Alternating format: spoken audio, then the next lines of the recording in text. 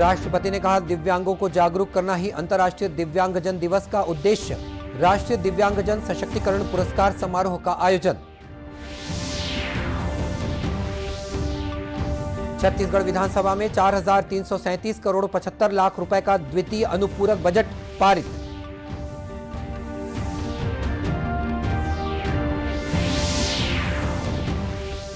छत्तीसगढ़ में ST, SC, OBC और गरीब सवर्णों को कुल 76% आरक्षण।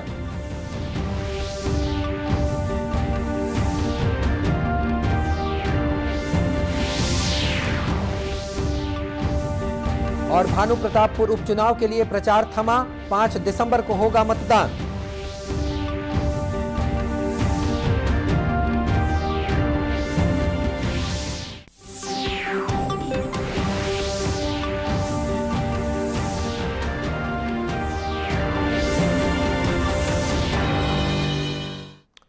नमस्कार, आप देख रहे हैं दूरदर्शन समाचार। मैं हूं मनीष अहलूवालिया और अब समाचार विस्तार से।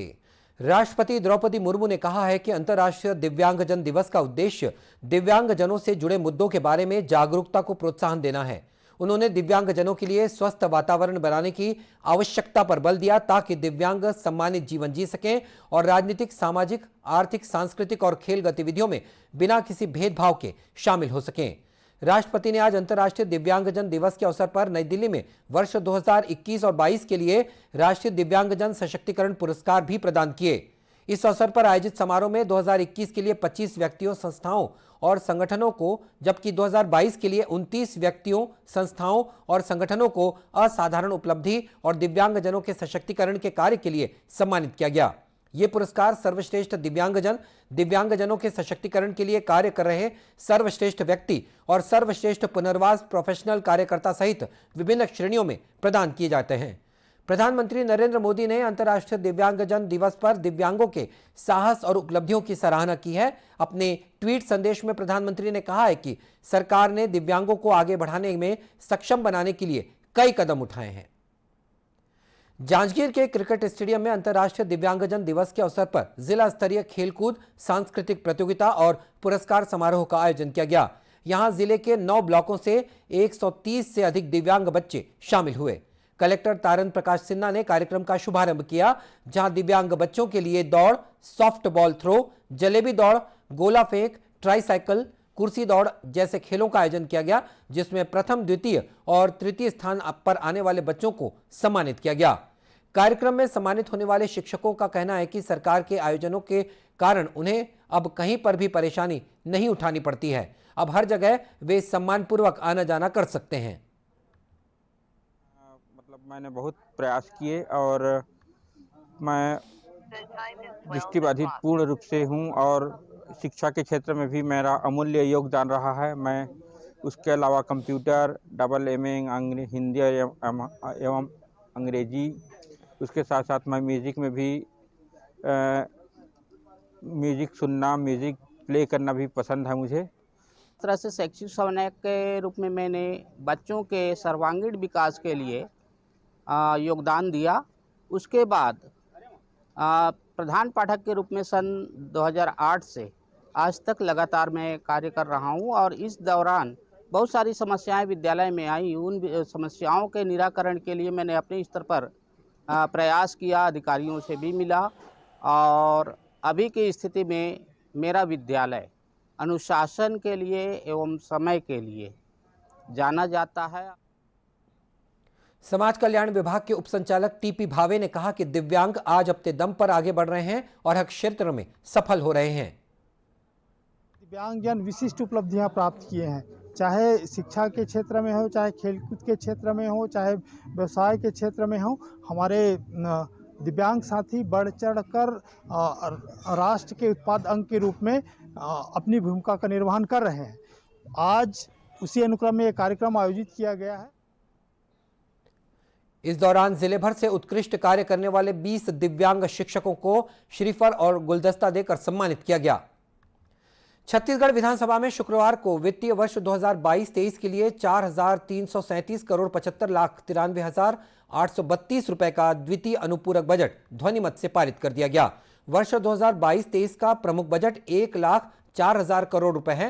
प्रथम और द्वितीय अनुपूरक को मिलाकर अब राज्य के बजट का आकार बढ़कर 1,11,242 करोड़ रुपए हो गया है। द्वितीय अनुपूरक में कुल व्यय 4,338 करोड़ रुपए में से राजस्व व्यय 3,749 करोड़ रुपए और पूंजीगत व्यय 589 करोड़ रुपए रखा गया है। मुख्यमंत्री ने इस अवसर पर कहा कि बेहतर वित्तीय प्रबंधन और कड़े वित्तीय अनुशासन से राज्य की वित्तीय स्थिति सुदृढ़ हुई है। इस वर्ष अक्टूबर माह तक 898 करोड़ रुपए का राजस्व आधिक्य बना हुआ है। केंद्र की तुलना में राज्य की राजस्व प्राप्तियां 18% अधिक हैं।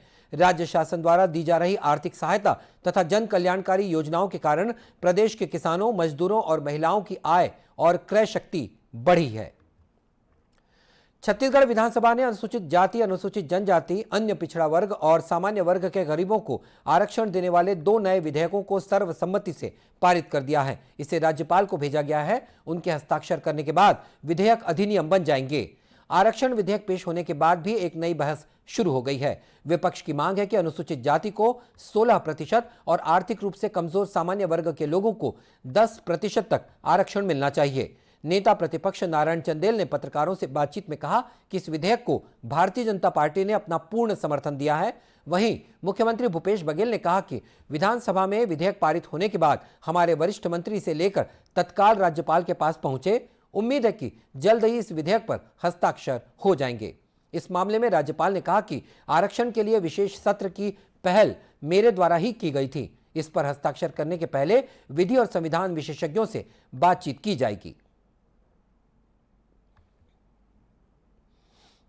उसका पूरा परीक्षण किया जाता है और ये जो प्रोसीजर होता है कि आने के बाद सचिवालय से हमारे लीगल एडवाइजर उनको सारी चीजों को लेकर फिर मेरे पास आखिर में भेजते हैं।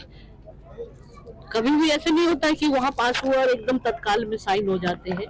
तो मैंने मंत्री जी और उन सबको कहा है कि भाई ये तो पहल मैंने ही किया था कि आप विशेष सत्र या अध्यादेश लाए और आपने लेकर आए हैं और निश्चित रूप से मेरा पूरा सकारात्मक सहयोग मिलेगा। उल्लेखनीय है कि छत्तीसगढ़ हाई कोर्ट ने राज्य के आरक्षण की सीमा को 58% से घटाकर 50% कर दिया है। उसके बाद से ही छत्तीसगढ़ में आरक्षण को लेकर राजनीति हो रही है।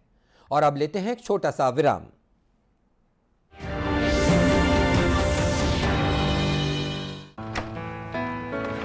पापा ये सब? हाँ, जो चीजें सालों से बेवजह पड़ी हो उन्हें हटा देना चाहिए। ये भी दादाजी की पुरानी पासबुक और एफडी। अरे ये कैसे रह गया?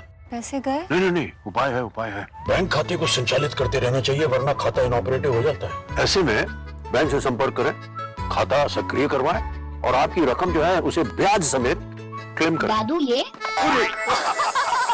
आरबीआई कहता है जानकार बनिए, सतर्क रहिए। सही कह रहा है। लहलहाती फसल, भरे पूरे खेत खलिहान, हर किसान का बस यही अरमान। लेकिन प्रकृति पर किसका जोर? कभी बारिश, कभी बिजली, कभी ओला, कभी सूखा, तो कभी कीट पतंग का प्रकोप कर दे नुकसान कमर तोड़। भैया खेती में तो जोखिम रहता ही है, अब क्या करें? अब प्रकृति का कोनो उपाय है का?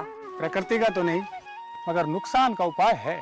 अच्छा, हाँ, AIC से फसल बीमा मतलब मामूली सा प्रीमियम दो और बड़ी चिंता से मुक्ति पाओ। AIC से अपनी जरूरत अनुसार कोई फसल बीमा चुने, जैसे प्रधानमंत्री फसल बीमा योजना। बुआई से लेके कटाई तक प्राकृतिक आपदा से सुरक्षित रहे किसान। भरपाई हो पूरी अगर फसल का हो नुकसान, जब AIC का है साथ तो ना डर ना फिक्र की बात। Agriculture insurance company of India limited. AIC। जल्दी रिचार्ज करा। ये क्या किया?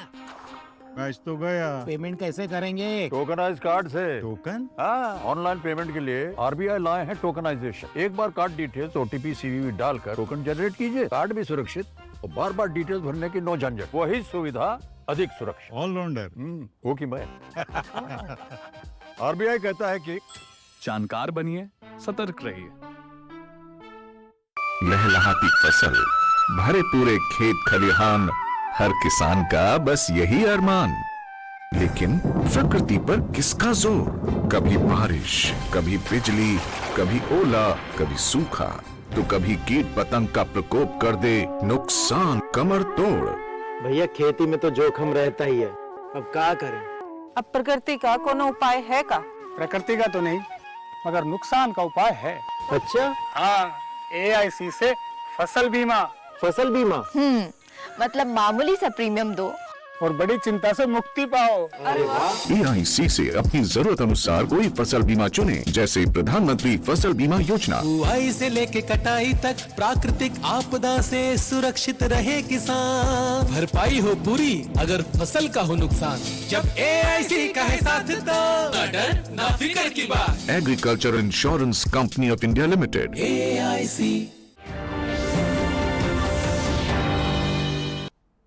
और ब्रेक के बाद एक बार फिर स्वागत है आपका दूरदर्शन समाचार में।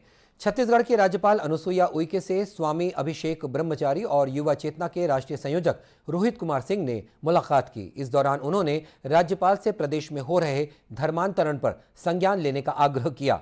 स्वामी अभिषेक ब्रह्मचारी एवं युवा चेतना के राष्ट्रीय संयोजक रोहित कुमार सिंह ने राज्यपाल उइके से सनातन धर्म के खिलाफ चल रहे राज्य में कुचक्र पर चर्चा की। स्वामी अभिषेक ब्रह्मचारी ने कहा कि छत्तीसगढ़ भगवान राम का ननिहाल है और यहां धर्मांतरण का गिरोह सक्रिय है, जो राष्ट्रहित में सही नहीं है। उन्होंने कहा कि सनातन धर्म आदि से अनादि तक रहेगा, परंतु हमारे सज्जन लोगों को कुछ दुर्जन लोभ देकर परिवर्तित कर रहे हैं, जिस पर अविलंब रोक लगनी चाहिए। भानुप्रतापपुर विधानसभा उपचुनाव के लिए प्रचार आज शाम थम गया। यहां पर 5 दिसंबर को मतदान होना है। इस उपचुनाव में 1,95,822 मतदाता अपने मताधिकार का प्रयोग करेंगे। कलेक्टर और जिला निर्वाचन अधिकारी डॉक्टर प्रियंका शुक्ला ने सभी मतदाताओं को निर्भीक होकर मतदान करने की अपील की है। उन्होंने कहा कि मतदान आपका संवैधानिक अधिकार है। उपचुनाव में सभी मतदाता अपने मताधिकार का प्रयोग करें। उपचुनाव के लिए 256 मतदान केंद्र बनाए गए हैं, जिसमें से 82 मतदान केंद्र नक्सल संवेदनशील और 17 मतदान केंद्र अति नक्सल संवेदनशील और 23 मतदान केंद्र राजनीतिक रूप से संवेदनशील हैं। इस उपचुनाव में भाजपा की ओर से ब्रह्मानंद नेताम और कांग्रेस की ओर से सावित्री मंडावी मैदान में हैं। स्थानीय उत्पादों को बाजार उपलब्ध कराने के लिए छत्तीसगढ़ सरकार द्वारा सभी जिला मुख्यालयों में सी मार्ट खोले जा रहे हैं। कोरिया और अंबिकापुर जिला मुख्यालय में सी मार्ट की शुरुआत की गई। कोरिया जिले के सी मार्ट में जिले की विभिन्न स्व सहायता समूह द्वारा निर्मित 300 से भी ज्यादा उत्पाद उपलब्ध कराए गए हैं। जिला पंचायत CEO नम्रता जैन ने बताया कि एक ही छत के नीचे सभी समूहों द्वारा बनाए गए उत्पाद एक ही जगह पर आसानी से मिल जा रहे हैं। महिला सशक्तिकरण की तरफ और उनको आत्मनिर्भर बनाने के लिए एक बहुत अच्छा स्टेप है।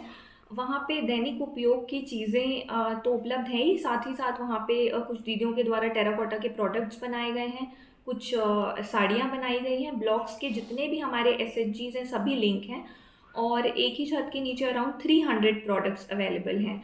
तो मेरी लोगों से ये भी अपील होगी कि वहाँ जाएं, देसी प्रोडक्ट्स को देखें और वहाँ पे पेरिशेबल प्रोडक्ट्स भी हैं, रोज़मर्रा की चीज़ें भी हैं, वेजिटेबल फ्रूट्स वगैरह भी हैं और एक गाड़ी भी है जो होम टू होम डिलीवर कर रही है इन सब प्रोडक्ट्स को। तो लोग वहाँ पे जाएं और चेक करें कि जितने भी प्रोडक्ट्स अवेलेबल हैं। इसी तरह अंबिकापुर के डेटा सेंटर में मुख्यमंत्री भूपेश बघेल ने वीडियो कॉन्फ्रेंसिंग के जरिए सी मार्ट का वर्चुअली शुभारंभ किया। कलेक्टर कुंदन कुमार ने बताया कि इसका संचालन छत्तीसगढ़ राज्य लघु वनोपज संघ के माध्यम से अवनी आयुर्वेदा प्राइवेट लिमिटेड द्वारा किया जाएगा। आज माननीय मुख्यमंत्री जी द्वारा रीजनल सी मार्ट अंबिकापुर का शुभारंभ किया गया। बहुत हर्ष का विषय है और सभी SHG जितने भी हमारे ग्रुप्स हैं, यहाँ पे महिला हैं, मार्केटिंग फेडरेशन है, फॉरेस्ट मैनेजमेंट कमेटी है, जो भी किसी भी उत्पाद को बनाते हैं उन सभी के लिए बहुत बड़ा दिन है, बहुत बड़ा मार्केट मिला है उन सभी ग्रुप्स को, उन सभी लोगों को, और इसको सस्टेन करने की ज़रूरत है।